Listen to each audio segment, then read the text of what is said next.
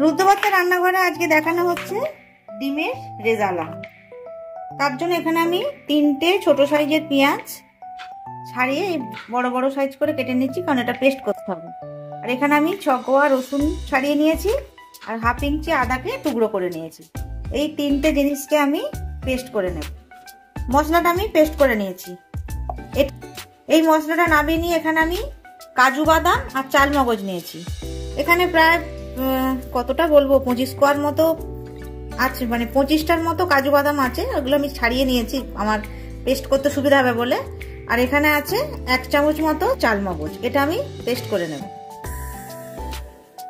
কাজু বাদাম চাল মগজের সাথে দইটাও আমি দিয়ে দিলাম। এখানে আমি বড় চামচের 2 চামচ টক দই নিয়েছি আর এই ছোট চামচের 3 চামচ। এই দইটা দিয়ে আমি পেস্ট করে নিচ্ছি। পেস্ট হয়ে গেল। এবার এখানে আমি ডিম নিয়ে নিয়েছি। এখানে 10টা ডিম নিয়েছি, আপনারা আপনাদের প্রয়োজন মতো নিয়ে নেবেন। এই ডিমগুলো একটু আমি চিড়ে নেব যাতে মশলাটা খুব ভালোভাবে ভেতরে ঢোকে। ডিমগুলো সমস্ত ডিমগুলো আমি চিড়ে। আচ্ছা, আমি এখানে সর্ষের তেল দিয়ে দিচ্ছি। আপনারা কিন্তু সাদা তেলেও বানাতে পারেন। আমি সর্ষের তেলটা একটু বেশি ফেভার করি বলে আমি সর্ষের তেলে বানাচ্ছি। ডিমগুলো হালকাভাবে একটু ভেজে নেব, খুব হালকা করে ভাজবো। ডিমটা ভাজা হয়ে গেছে, দেখুন একদম হালকা ভাবে ভেজেছি। জাস্ট গায়ে একটা লাল কালার এসছে, সেই রকমই ভাজতে হবে। ডিমগুলো তুলে নিচ্ছি। ডিম ভাজা হয়ে গেছে, সেই ডিম ভাজার তেলেই আমি কিছু ফোড়ন দিয়ে দেবো। তার জন্য আমি ছোট ছোট 4টে এলাচ নিয়েছি, মানে ছোট এলাচ। বড় এলাচ নিয়েছি অর্ধেকের একটু বেশি, 4টে লবঙ্গ, জয়িত্রী অল্প একটু, সাহাজিরে, গোলমরিচ, দারচিনি 1 টুকরো, 2টো তেজপাতা। এটা হচ্ছে আমি ফোড়নে দিচ্ছি, খোসাটা দেব না।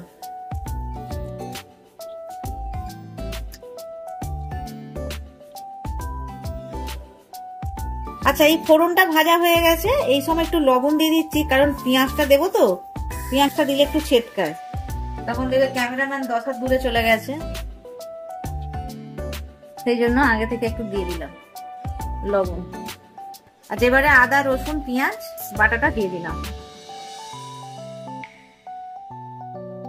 এই দেখুন, যেহেতু আমি লবণ দিয়েছি সেই জন্য কিন্তু অতটা ছেটকাল না, তাই ক্যামেরাটা ঠিকঠাক হচ্ছে, আপনারা দেখতে পাচ্ছেন। নাহলে এতক্ষণ দেখতেন একটা ঝাপসা কি যেন চলে যাচ্ছে। ডিমের রেজালার গন্ধে আমার পিছনে অনিস আর চন্দন দুজনেই ঘুরঘুর শুরু করে দিয়েছে। আচ্ছা, পেঁয়াজটা আমি ভালো করে ভেজে নেব। আর অল্প একটু ভাজলেই হয়ে যাবে, কারণ এটা খুব একদম লাল করে ভাজার দরকার নেই। কাঁচা গন্ধটা যাওয়া পর্যন্তই ভাজবে।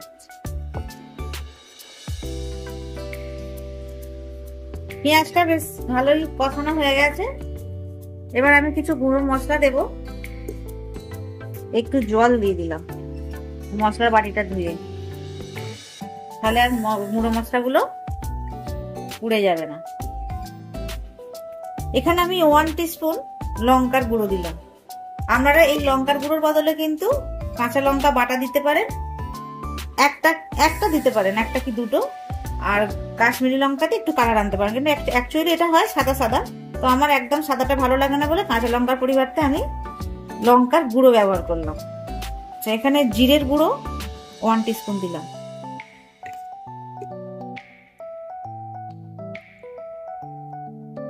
আর এতে হলুদের গুঁড়ো যায় না, আমি কিন্তু আমার মতো করছি তাই অল্প করে একটু হলুদ গুঁড়ো দিলাম, জাস্ট একটু কালারটা ভালো আসে। পুরো সাদা জিনিসটা আমার ভালো লাগে না। এটা একটু, আচ্ছা এর মধ্যে আরেকটা জিনিস দেব, সাহাজিরে গুঁড়ো।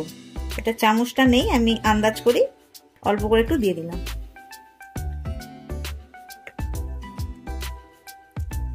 এই সাহাজিরের বদলে আপনারা অল্প একটু গোলমরিচ দিতে পারেন, এর একটা সুন্দর গন্ধ আসে যেটা ওই রেজালাতে খুব ভালো লাগে। এবার এটা খুব ভালোভাবে কষিয়ে নিয়েছি। এক জায়গায় দলা পাকিয়ে যাচ্ছে, মানে কষাটা খুব ভালোভাবে হয়ে গেছে। এবার এখানে আমি যে কাজু বাদাম চাল মগজ দই পেস্ট করে রেখেছিলাম সেটা দিয়ে দেব। এবার এটা আমি খুব ভালোভাবে কষিয়ে নেব। মশলাটা খুব ভালোভাবে কষিয়েছি। অল্প একটু এই বাটিটা ধুয়ে কাজু বাদাম আর দই বেটেছিলাম না, এটা একটু ধুয়ে জল দিলাম, আবার একটু জল দেব। এখন এই জলটা দিয়ে একটু কষিয়ে নিই। খুব ভালোভাবে মশলাটা কষানো হচ্ছে, সুন্দর একটা গন্ধ বেরিয়েছে। দেখুন সুন্দর একটা গন্ধ বেরিয়েছে, মশলাটা খুব ভালোভাবে ফুটছে। এই সময় আমি কি করব, জলটা দিয়ে দেবো। মানে আমি রান্না করতে করতে এতটাই আমাদের এখানে গল্প হচ্ছে যে এরপরে কি দেবো আমি ভুলে গেছি।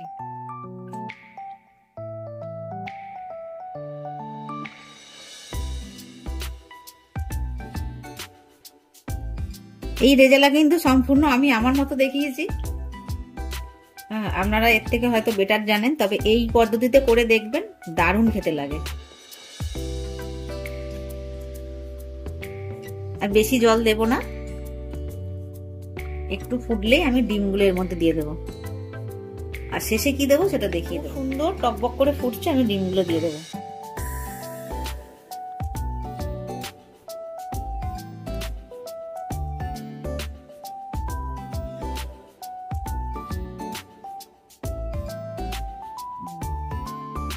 এটা আমি মিডিয়াম টু লোয়ে রেখে এই ডিমটা বেশ কিছুক্ষণ ফোটাবো, যে ডিমের মধ্যে যেন বেশ টেস্টটা ঢুকে যায়। সময় নুনটা দেখে নেবেন, আর অবশ্যই কিন্তু এতে একটু চিনি দিতে হবে, যেহেতু টক দিয়ে ব্যবহার করেছি। আর রেজালা, কোরমা এরা কিন্তু খুব ঝাল হয় না, এটা একটু মিষ্টি মিষ্টি, মানে একটা বেশ ফ্লেভার, মানে এর টেস্টটা বেশ অসাধারণ হয়। তো এর মধ্যে একটু চিনির দানা দিয়ে দেবো, এর মধ্যে 2-4টে চিনির দানা দিয়ে দেবো। চিনি দানা দুটো খেয়েও নিয়েছে। এটা আমার স্বভাব, চা করতে গেলে একটু চিনি খাই, আমার সকালবেলা উঠে একটু চিনি খেতে হয়, ওই জন্য এত সুন্দর স্লিম ফিগার। 2টো কাঁচা লঙ্কা চিড়ে দেবো না কিন্তু, এটা দিয়ে না সুন্দর ফ্লেভার আসবে, কি ভালো লাগে এই ফ্লেভারটা। ব্যাস এই ফ্লেভারের জন্য এতগুলো দিলাম, নাহলে কিন্তু দেওয়ার প্রয়োজন ছিল না। চিনিটা সরিয়ে নিচ্ছে। এবার এটা লো ফ্লেমে একটু ফুটুক, তারপরে একটু ঘি দেবো, আমাদের রান্না শেষ। এটা বেশ অনেকক্ষণ ধরেই ফুটছে, এবার আমি 1 চামচ ঘি দিয়ে দেবো। আপনারা কিন্তু টোটাল রান্নাটা ঘি দিয়েও বানাতে পারেন, আমি শেষে ঘি দিচ্ছি। আহা, এটা দিয়ে রুটি পরোটা আহা জমে যাবে।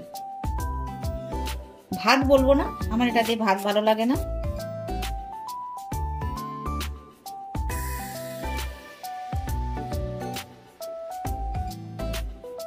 ব্যাস আর একটু ফুটলেই আমাদের, এই সময় টেস্ট করে নেবেন মিষ্টি, টক, ঝালটা। ঝাল আর দেওয়ার প্রয়োজন নেই, এর একটা অসাধারণ স্বাদ। ব্যাস আর অল্প একটু ফুটলেই হয়ে যাবে। রান্না শেষের দিকে এখানে আমি কেওড়ার ওয়াটার নিয়েছি, এখানে আমি 1/2 চামচ মতো দিয়ে দেবো। এই রেজালাতে না কেওড়া ওয়াটারটা দিলে খুব ভালো ফ্লেভার, আর এটা দিতেই লাগে।